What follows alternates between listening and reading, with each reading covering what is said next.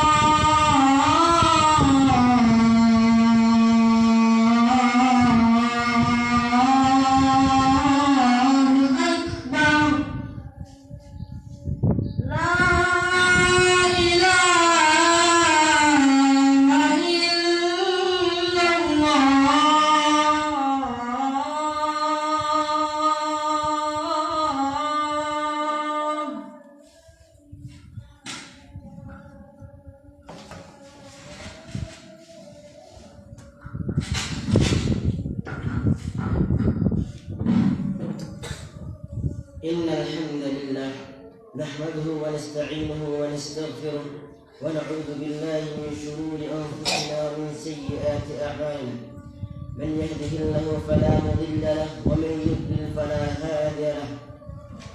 أشهد أن لا إله إلا الله وحده لا شريك له وأشهد أن محمدا عبده ورسوله لا نبي بعده. وقال الله تعالى في القرآن العظيم: يا أيها الذين آمنوا اتقوا الله حق تقاته ولا تموتن إلا وأنتم مسلمون. وقال أيضا: يا أيها الناس اتقوا ربكم الذي خلقكم من نفس واحدة وخلق منها زوجها وبث منهما رجالا كثيرا ونساء واتقوا الله الذي تساءلون به والأرحام إن الله كان عليكم رقيبا. وقال أيضا: يا أيها الذين آمنوا اتقوا الله وقولوا قولا سديدا يصلح لكم أعمالكم ويغفر لكم ذنوبكم ومن يطع الله ورسوله فقد فاز فوزا عظيما. أما بعد، فإن أصدق الحديث كتاب الله وخير الهدى هدى نبينا محمد صلى الله عليه وسلم وشر الأمور محدثاتها فإن كل محدثة في الدين بدعة وكل بدعة ضلالة وكل ضلالة في النار. يا أيها الناس أوصيكم بتقوى الله فقد فاز المتقون. Ma'asyiral muslimin yang dirahmati oleh Allah, segala puji dan puja hanya milik Allah yang telah menganugerahkan kepada kita berbagai macam kenikmatan, dan tak lupa pula salawat serta salam semoga tercurahkan kepada Nabi kita, Nabi Muhammad sallallahu alaihi wasallam, Nabi yang telah berkorban demi tegaknya agama Islam. Dan semoga salawat tersebut tercurahkan juga kepada keluarga-keluarga beliau, kepada para sahabat, kepada orang-orang yang senantiasa mengikuti sunnah beliau sampai ditegakkannya hari kiamat. Ma'asyiral muslimin rahimakumullah, bertakwalah kepada Allah sebenar-benar takwa kepadanya, dan jangan sekali-kali kalian mati dalam keadaan melainkan dalam keadaan beragama Islam. Sesungguhnya di hadapan kita berbagai macam kenikmatan yang kelak kita akan diperhitungkan atasnya dan dimintai pertanggungjawaban mensyukurinya. Sebab itulah kita harus menggunakan dengan baik sebagai bantuan untuk mentaati Allah dan mengundang keridhoannya.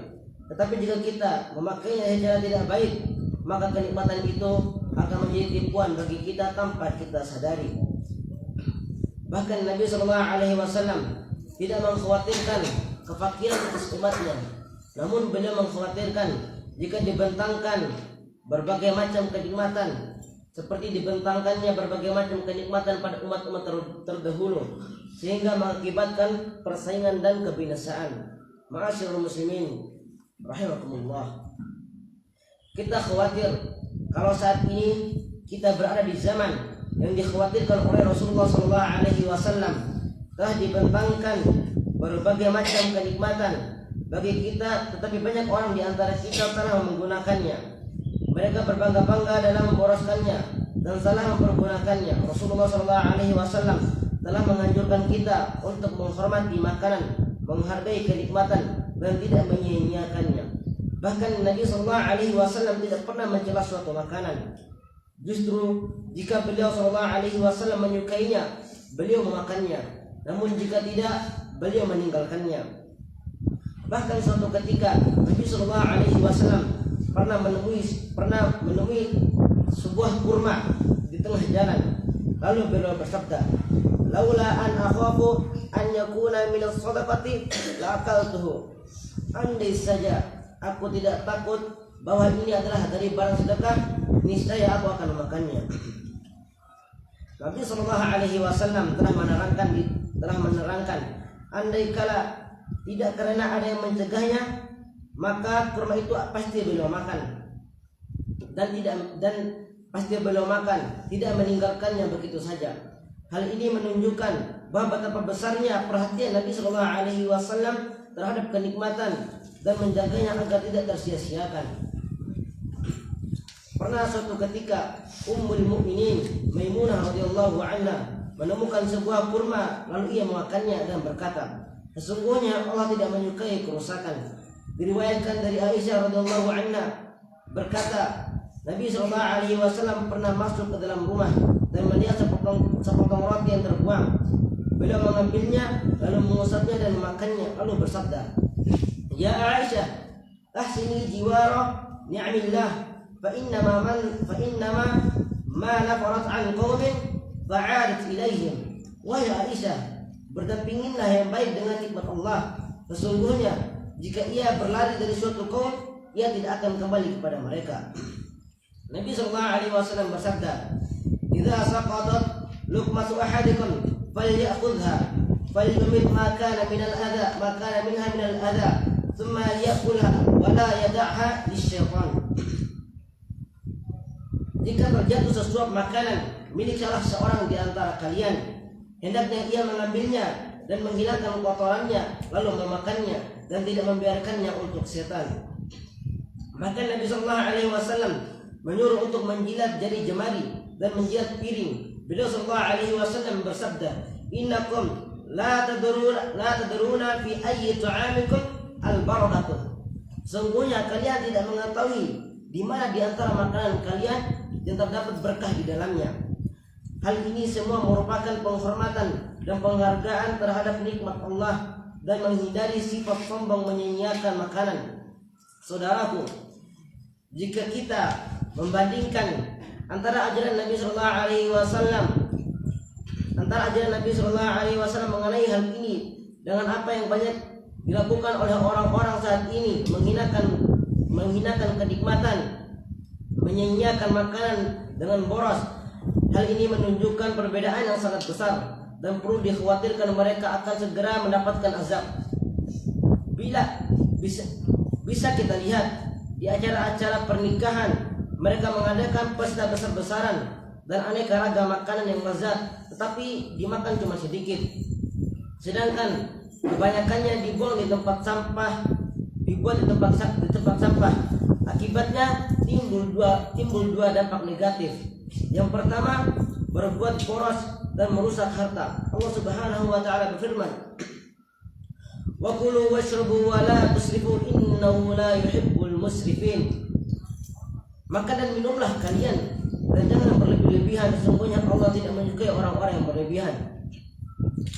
Dalam ayat lain Allah mengatakan, "Wala tubadzir tabdziran," dan janganlah kamu menghambur-hamburkan hartamu secara boros. Dan dalam ayat lain Allah Subhanahu wa taala mengatakan, "Innal mubadziri kanu ikhwanas syayatin wa kana asy-syaitan lirabbihi kafura." Sesungguhnya perbuatan boros adalah saudara setan, dan sesungguhnya setan kafir terhadap Rabb-nya. Yang kedua, merendahkan nikmat dan membuangnya di tempat kotor.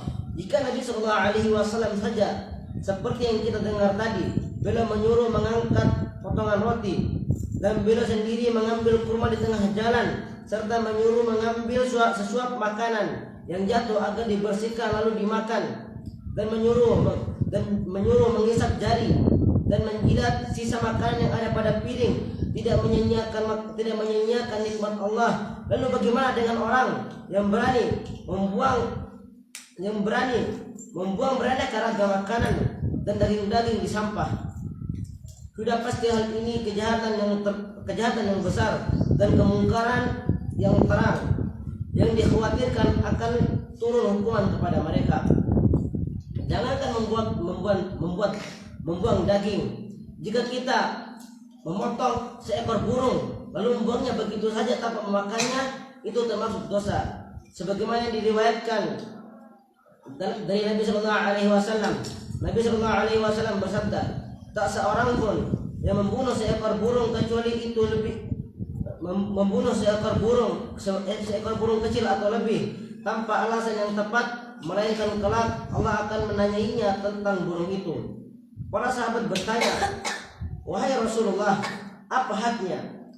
Beliau SAW menjawab, "Menyembelihnya dan memakannya, bukan memotong kepalanya lalu membuangnya." Diriwayatkan dalam hadis lain, Nabi SAW bersabda, "Barang siapa yang membunuh seekor burung secara sia-sia, kelak di hari kiamat ia akan mengeluh kepada Allah, 'Wahai Rabbku, sesungguhnya si fulan membunuhku sia-sia dan ia tidak membunuhku untuk dimanfaatkan. Wahai kaum muslimin yang dimuliakan oleh Allah, hendaknya bertakwalah kepada Allah mereka yang mendatangkan puluhan ekor kambing lalu menyembelihnya pada acara-acara, kemudian membuang dagingnya sia-sia di sampah. Bukankah mereka kemarin miskin? Bukankah mereka kemarin masih miskin, tidak mempunyai apa-apa? Apakah mereka merasa aman dari pencabutan nikmat yang terjadi di negara? Tidakkah mereka sadar peperangan, kehancuran, kelaparan yang terjadi di negara-negara tetangga? Tidakkah mereka melihat orang-orang yang berdatangan ke negara kita untuk mencari sesuap makanan? Tidakkah mereka mengetahui bahwa para salaf terdahulu sangat takut kalau kenikmatan dibentangkan bagi mereka? Maka hal ini menjadi anugerah yang dipercepat untuk mereka di dunia. Para salaf berkata, barang siapa yang telah menghabiskan kesenangannya dalam hidup duniawinya dan bersenang-senang menikmatinya, maka derajat mereka di akhirat akan berkurang. Dan mereka khawatir kalau orang ini termasuk orang-orang yang disebutkan oleh Allah tentang mereka, adhabtum tayyibatikum fil hayatikum ad-dunya wastamta'tum biha. Kamu telah menghabiskan rezekimu yang baik dalam kehidupan duniawimu dan kamu telah bersenang-senang dengannya. Karena siapa saja yang telah membiasakan dirinya menikmati kesenangan yang mubah, maka jiwanya akan condong kepada duniawi.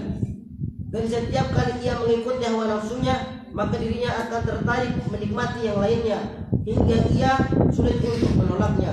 Bahkan bisa mengajak menikmati kesenangan yang diharamkan. Hal ini saja menggunakan kenikmatan yang mubah.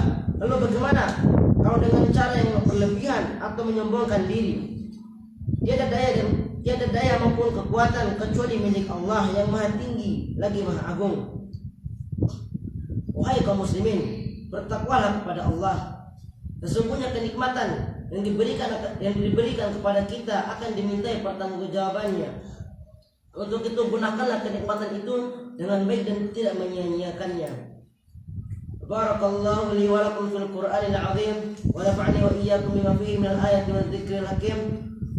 Astaghfirullah li wa lakum wa li sa'iril muslimin wal muslimat fastaghfiruhu innahu huwal ghafurur rahim.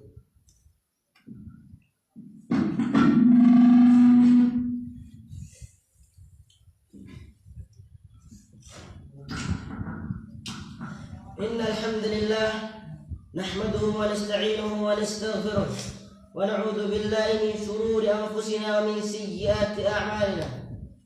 Man yahdihillahu fala mudilla lahu wa man yudlil fala hadiya lahu.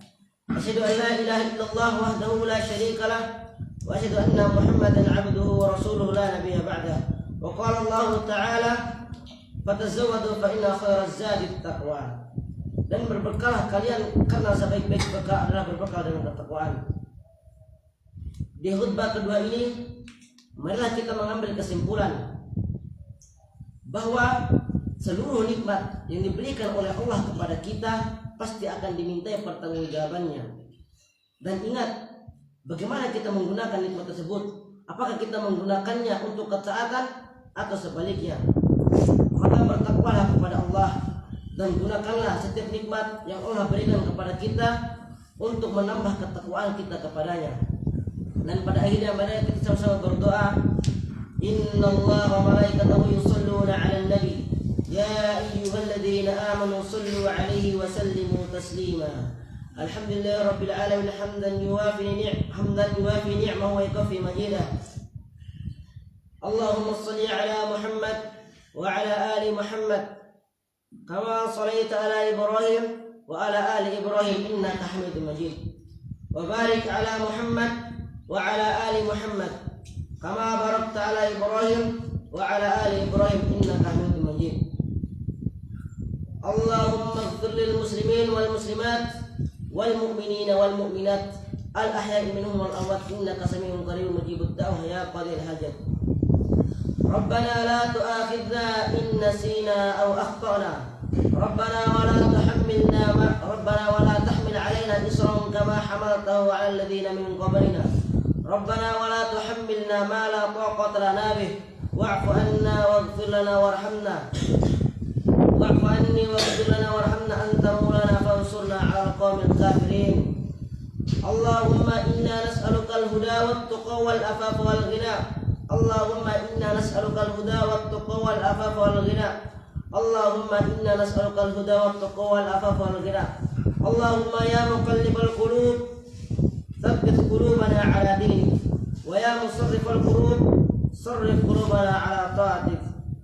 اللهم إنا نسألك علما نافعا ورزقا طيبا وعملا متقبلا. اللهم إنا نسألك علما نافعا ورزقا طيبا وعملا متقبلا.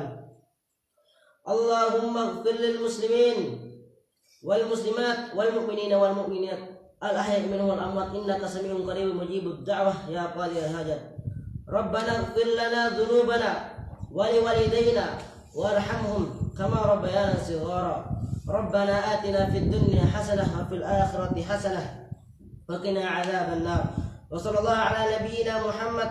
سبحان ربك رب العزة عما يصفون والسلام على المرسلين والحمد لله. أقيم الصلاة.